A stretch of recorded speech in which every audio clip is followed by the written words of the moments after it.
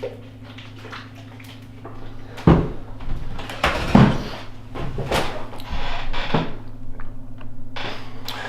a vlog today, number 7.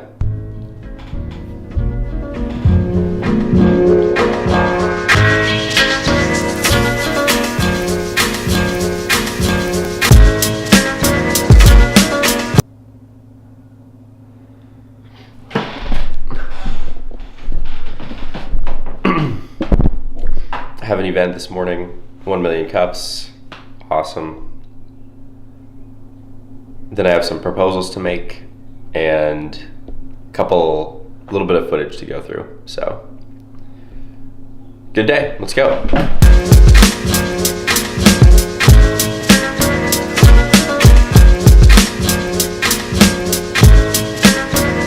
I need some coffee.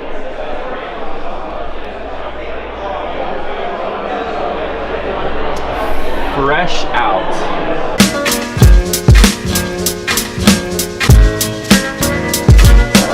Going? He's gonna call you today. How was your week so far? I'm gonna go. Great. Try to flip this back on, and I'm gonna put this at least out for the 2 cups that it'll make, and then we're just gonna start, and we're gonna tell people that hopefully we'll have coffee by the end of it. So our target market is companies that are both selling based on value and sourcing based on value. There's a lot of selling points. There's a lot of control stuff.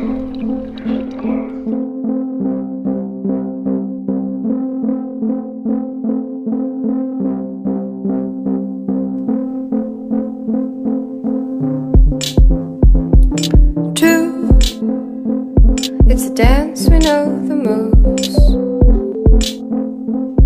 The bow, the dip, the woo. Though the words are true, the state is old news. Wrap me in your arms. I can't feel it, but rock me.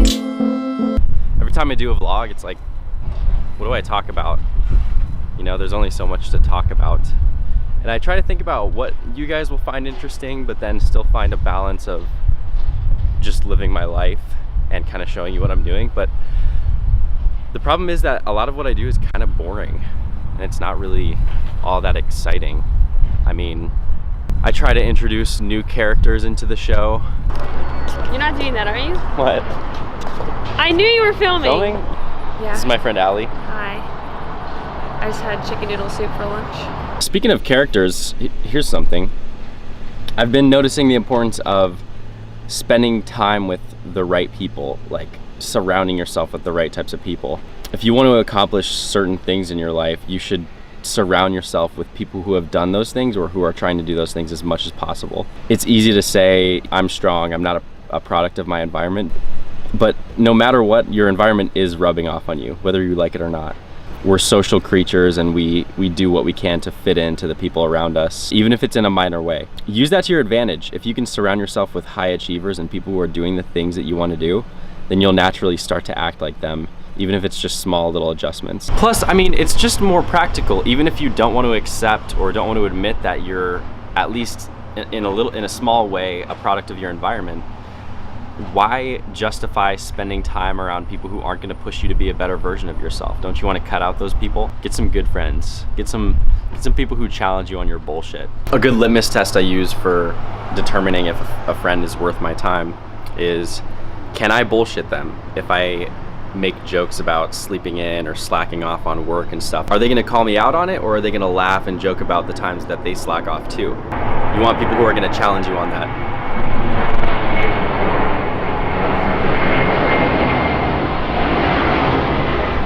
It's hard coming up with content for this vlog. There's only so much I can talk about. So I've been thinking about new segments I can do. One of them is good books. I'm a huge reader. I love to read and listen to books.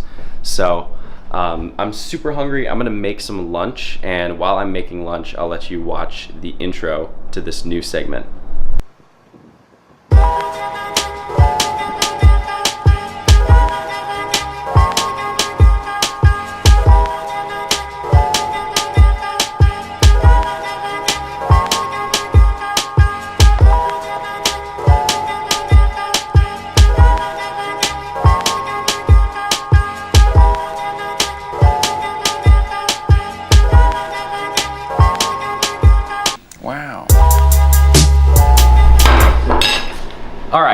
So today's book is The Thank You Economy by Gary Vaynerchuk. I just finished listening to this book from a recommendation from my brother. It was pretty good. I enjoyed it. It was about 5 hours long, and there were some good takeaways for sure. If I could describe this book's premise in one sentence, it would be have good customer service. Essentially, Gary talks about his philosophy behind why good customer service matters now more than ever. Part of that is because the internet, through social media, has become a two-way communication platform, whereas when it first came out, it was sort of more of a broadcasting service where you put up your website, you'd show people, hey, this is what we're about. But each individual person didn't have a voice to communicate back to you. Now, you can listen to people and you can actually show people that you genuinely care, literally through communicating with them on the phone that everybody has in their pockets.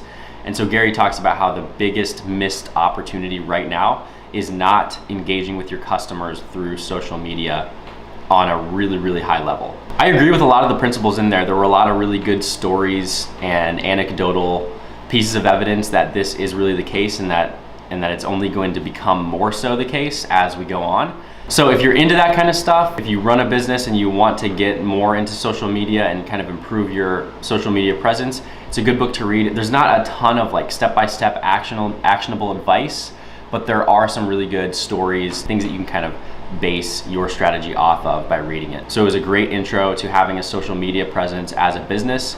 So again, if you want to get into that, recommend it.